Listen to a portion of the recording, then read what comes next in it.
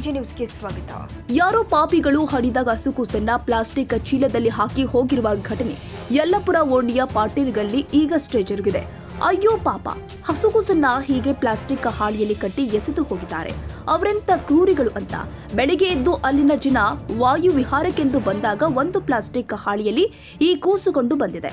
ಸ್ಥಳೀಯರು ಪೊಲೀಸರಿಗೆ ಕರೆ ಮಾಡಿ ವಿಷಯ ತಿಳಿಸಿದ್ದಾರೆ. ಸ್ಥಳಕ್ಕೆ ಬಂದ ಪೊಲೀಸರು ಪರಿಶೀಲನೆ ಮಾಡಿದ್ದಾರೆ.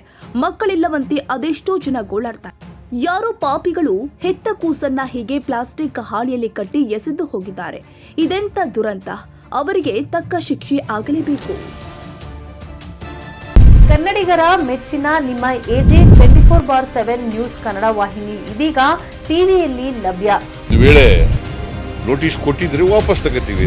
ಇವತ್ತು ವಕ್ಫ್ ಪ್ರಾಪರ್ಟಿ ಅಂತೇಳಿ ಬರ್ತದೆ ಅಂತ ಹೇಳಿದ್ರೆ ರೈತರ ಬೀದಿಗೆ ಬಂದ್ರೆ ಏನ್ ಮಾಡ್ಬೇಕಾಗುತ್ತೆ? ಯಾರು ವೋಟ್ ಹಾಕಿಲ್ಲ ಅಂದ್ರೆ ಗ್ಯಾರಂಟಿನೆಲ್ಲ ಸ್ಟಾಪ್ ಮಾಡ್ಬಿಡ್ತೀವಿ.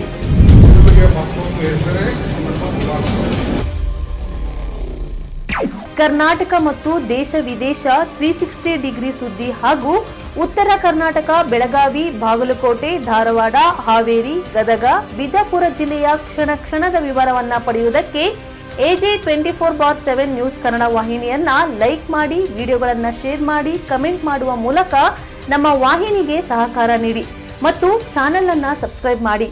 ಧನ್ಯವಾದಗಳು.